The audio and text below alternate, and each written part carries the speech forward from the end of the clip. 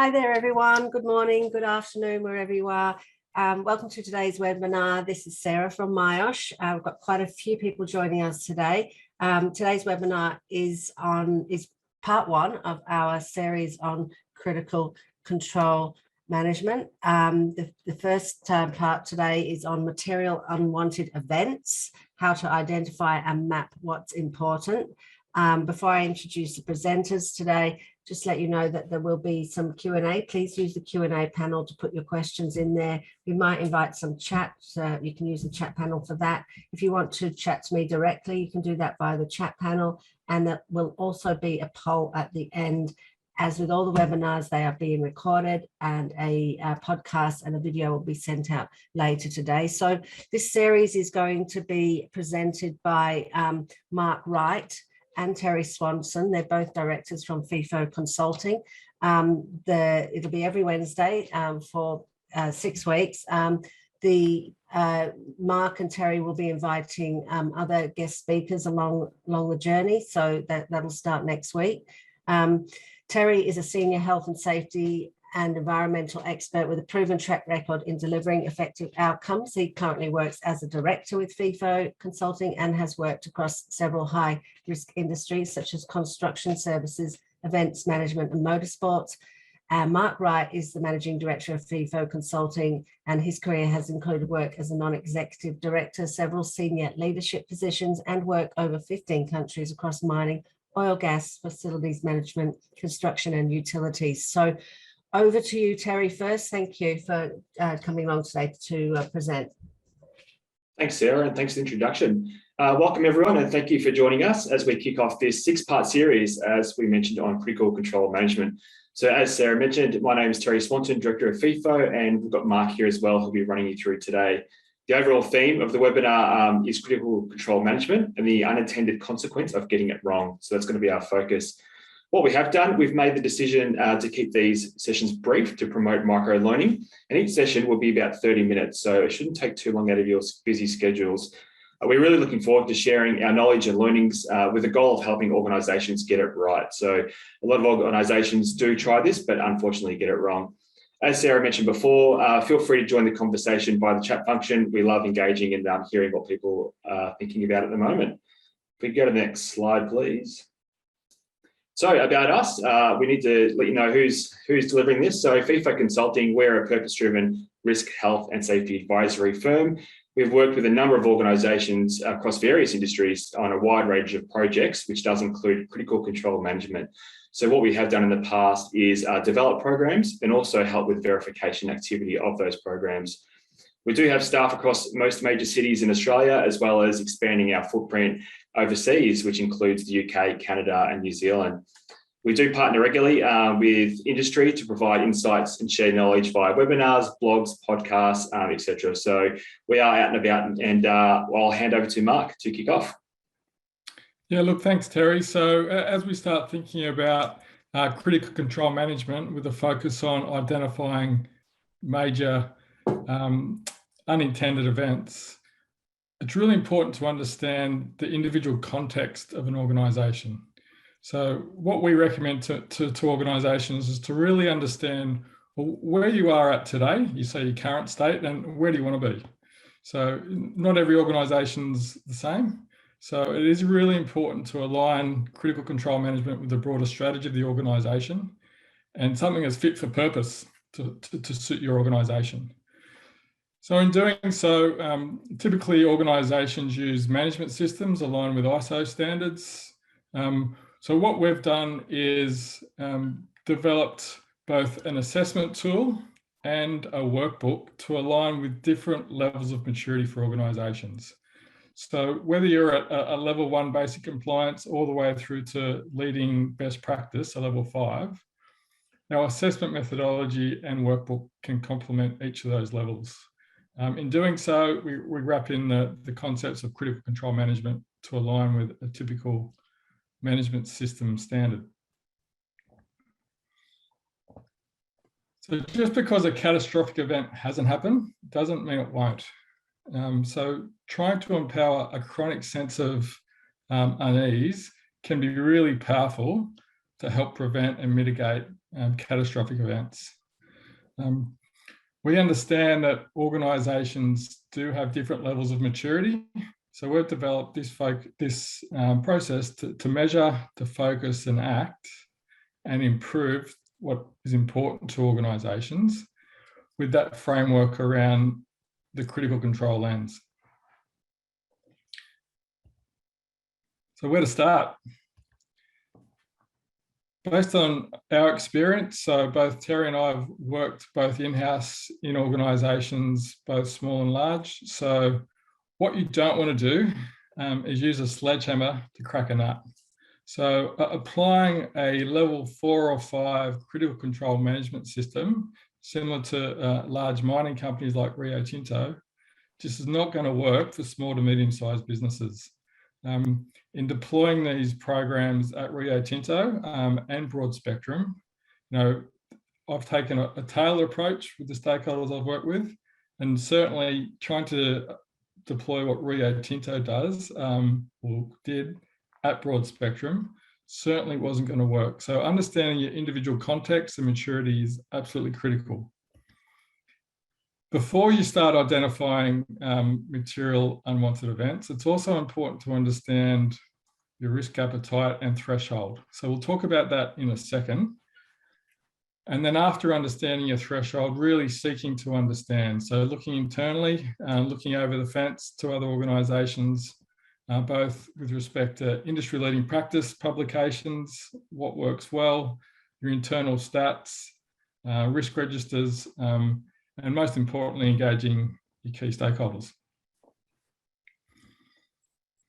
So before we get into trying to establish thresholds and identifying material unwanted events, it's also important to understand some key terminology, not only for the purpose of this presentation, but more importantly, as you start thinking about deploying this in your own organisations, trying to come up with some common language that works. And I'll hand things over to Terry in a second, and he can provide some examples of his experience in this area as well. But certainly, leading practice talks about critical control management as a focus on potential consequence. So disregarding the typical risk matrix with likelihood and even risk ratings, the focus really here is potential consequence and shifting from a risk focus and focusing more on controls and how effective those controls are. Some of the potentially misleading terminology that is out there. Now, the terminology used obviously needs to suit your organisation, and it's really up to each organisation in terms of which terminology they use. But certainly, we promote using language that's consistent with the International Council of Mining and Minerals. So they use the word critical control management with a focus on control rather than critical risk management. That's important for a number of reasons. Apart from focus on controls, this is less around trying to identify the risk and defining risk as critical, and it's more around understanding what controls are critical and ensuring that they're effective. So shifting the mindset from risk through to control. So Terry, from your perspective, do you have any examples of where this may have played out and is important? Yeah, you're right, Mark. Probably a lot of examples, and it's probably common across this whole industry is you get people working in different organisations with different leaders with different understanding or perhaps different interpretation of terminology. So in my experience, if this is not identified early and corrected, it's going to lead to frustration during the planning and implementation process.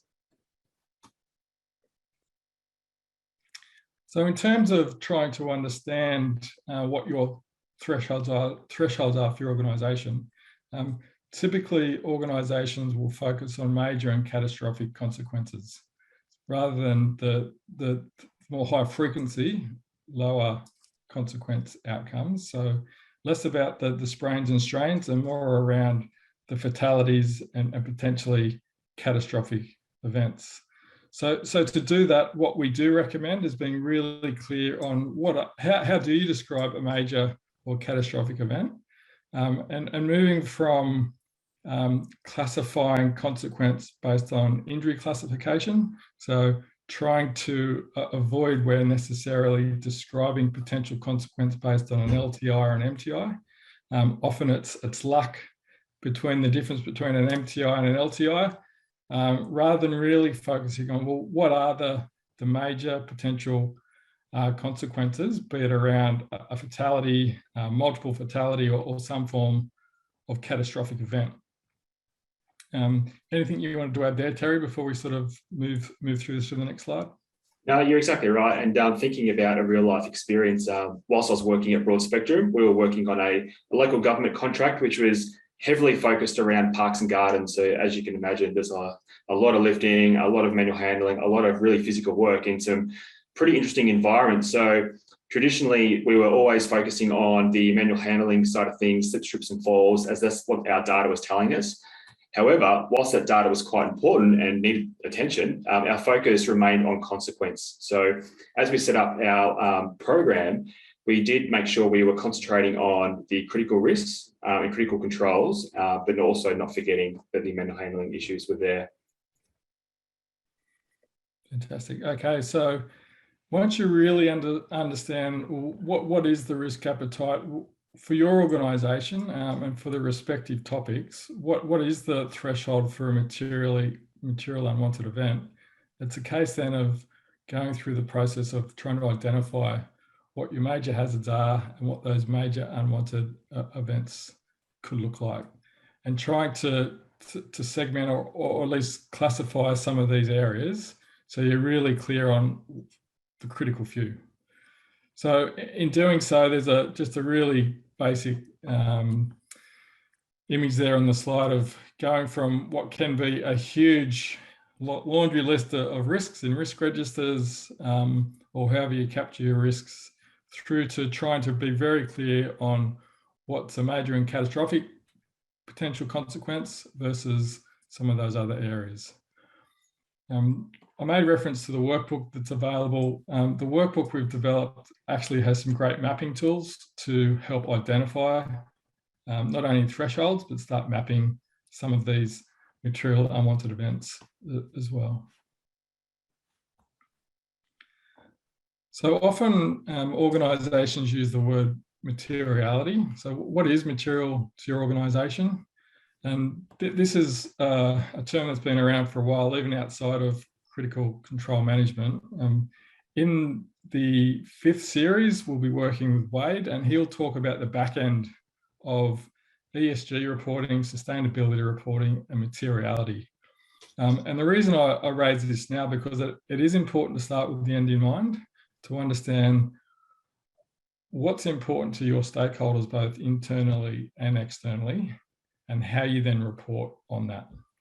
So you can see on the screen here, we've gone through that process, conceptually at least, of identifying what our major or material unwanted events are, and differentiated between those with lower impact or consequence. After understanding those that are of higher potential consequence, it's also important to start to consider the relevance to your organisation. So, Terry, from your perspective, when we did that work across Broad Spectrum, do you have any examples, stories, etc., where you saw relevance playing an important part? Yeah, absolutely. So like you said, it's really important to have the right context for the organisation. However, there are levels within the organisation. So at Broad Spectrum, for example, I was working on the defence contract, but also the local government contract, both with vastly different risk profile. So it was really important for us to map this out, but also engage the people on the front line. So it's often a step people do miss, is engaging those workers to give you the insights. So what's been happening, what are the current critical controls, and potentially the future controls. So a lot of the people on the ground are going to come up with the answers. So as we start going through this series, we'll embark on trying to describe the identification of critical controls and how we monitor the effectiveness. Today's really focused on what's material, those materially unwanted events, not only to the front line, as Terry spoke about, but also to the senior directors. The picture on the screen here was some work that I did at Manus Island. And as you might appreciate, a developing country, there were many material unwanted events that were identified, but we filtered that down just to a few and started to engage the front line on what was important to them. Notwithstanding that, we had some other reporting that went up to senior managers to help them discharge their obligations as directors and officers, which was a little bit more robust, had a little bit more detail, but sort of differentiating and working out what's material to your internal stakeholders and external stakeholders is absolutely essential to get this right. So a few pitfalls and some leading practices. And this is a bit of a summary, I guess, of some of the things that we've spoken about already. So pitfall number one, yes, critical control management is around fatalities and the prevention strategies around that, but it's also important to understand the scope of your critical control management program. Certainly, we encourage organisations to look beyond fatalities and look more broadly at catastrophic events, whether that's just health and safety or other environmental or business-related catastrophic events. It is important, particularly in industries like oil and gas, etc., where it's all about process safety, or a lot of it is about process safety, keeping energy in pipes, or preventing some sort of environmental disaster. This is more than just fatality. Common pitfall number two is to focus on LTI. So as we've spoken about earlier, trying to shift the terminology both with how your systems are designed, some of the languages that you're using and what you're promoting and rewarding, and recognising within your organisation is really important to shift it towards more of a potential high consequence focus. Moving from high frequency likelihood events through to what's believable, and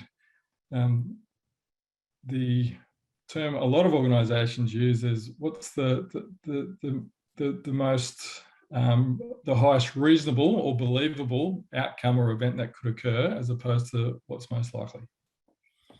And finally, really understanding what your consequence thresholds are, which might differentiate from different parts of the organisation or different topics, be it health, safety, or environment.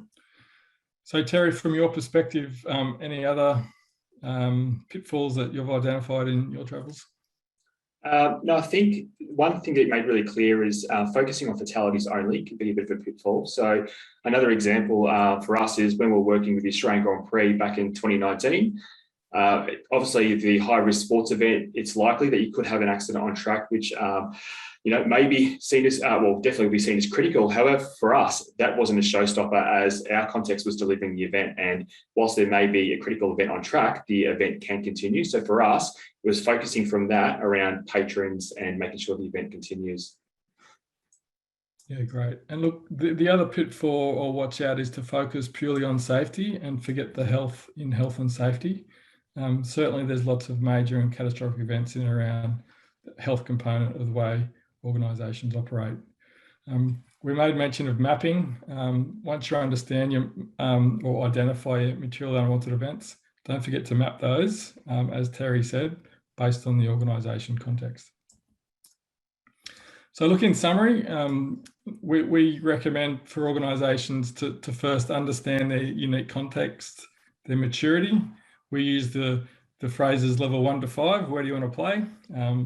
Do you want to be at basic compliance, which can be fine for a lot of organisations, through to leading best practice up to a level 5.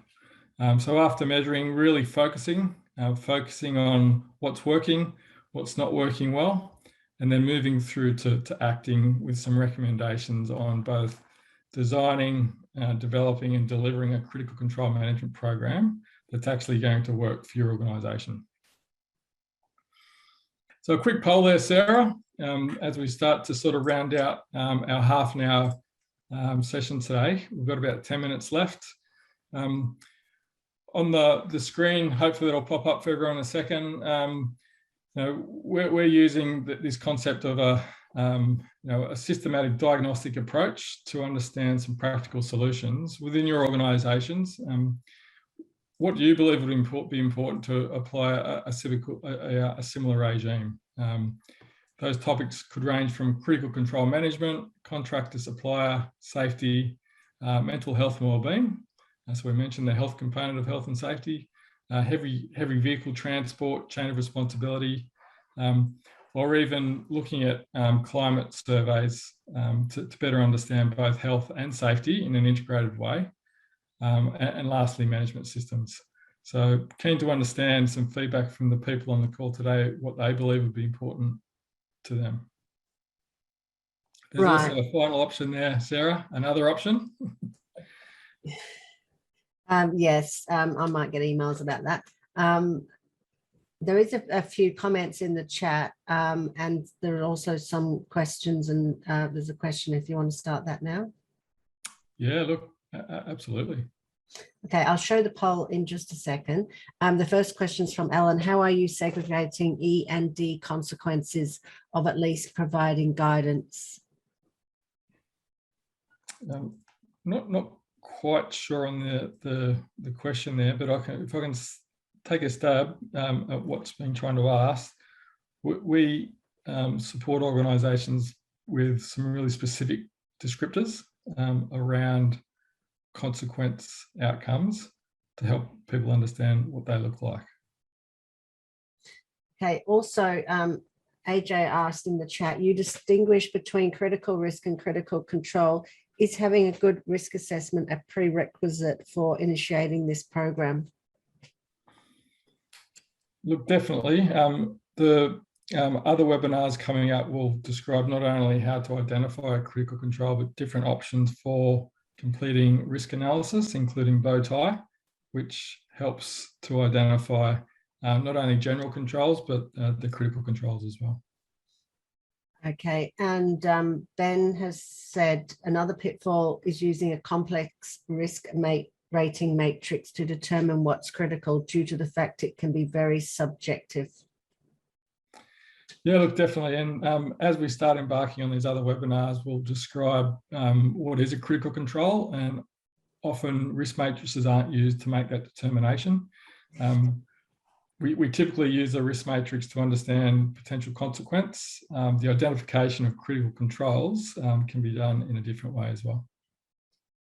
Okay, and just sort of from comment perspective, Alan said, absolutely, it's made worse without clear descriptions of what each category of consequence is in the business context, which is referring to the matrix. And John says, do you advise using the same critical control approach for quality related process failures? Look, I've actually used the critical control management framework for technology, cybersecurity. Not that I'm a tech expert, but working with some tech experts in that space as well. So certainly the framework can be used for any type of major unwanted event, be it health, safety, technology, or quality, for sure. Okay, well, I've shared the poll. I don't know if the results are surprising or not. Look, just to help me understand there, Sarah, can everyone see the polls, or do I need to read those out? I believe they can see it. Okay, great. Well, look, there's a clear winner. Not surprising, critical control management, and it's almost in chronological order there in terms of what people believe is important based on A to G there on the screen. So certainly feel free to jump in the chat and see if there's any other areas you believe are important to share with people on the line today. Notwithstanding that, we've got a couple of minutes left, Sarah, so I'll round out with a bit of a descriptor on sort of next steps, some resources and where people can get some more help as well. That'd be good. So in terms of additional help, you can see on the screen here now I guess a typical process around critical control management. Today we've really focused on material unwanted events.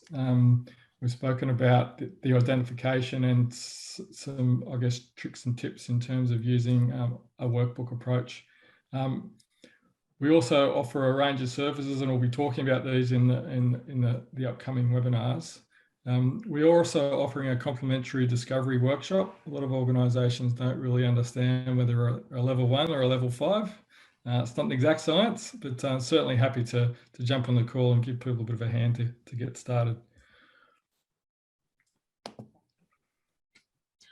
In terms of the future webinars that Sarah mentioned, so today, working with Terry, we've covered off Material Unwanted Events. We'll be working with Adam to go through the identification of critical controls and different risk analysis options. Caitlin, who I've worked with in the past as well, will walk through setting performance standards, establishing roles across the organisation and ownership, along with really trying to understand how to execute and build the right capability. Beck's going to work with us to talk about verification activities, both in the field and reporting up to managers, senior managers, and we'll round out with Wade, who'll have a bit of a focus on ESG, which ties back into what we spoke about before in terms of working out what's material. I won't comment too much on what Malash is up to, but certainly, Sarah, from your perspective, I understand there's also going to be a 6th webinar as well. Yes, so I've included the link there. So all those webinars are listed on that page. Was a great turnout today, and we will get the video out as well later today. So I think that's it. There's no more questions. So thank you, Mark. Terry, we'll see you again a lot. Excellent. Thanks, Sarah. And I guess to finish off there too, in terms of additional resources and help, the ICCM guideline is a really good resource, certainly very mining focused, and it's up around that more mature level for organisation. RiskGate also mining focused, but with some great information. We've also got some tools. If people want to send us an email, we can provide some examples of consequence descriptors or critical control management planning checklists or things like that, just to get you started. So thanks again, Sarah.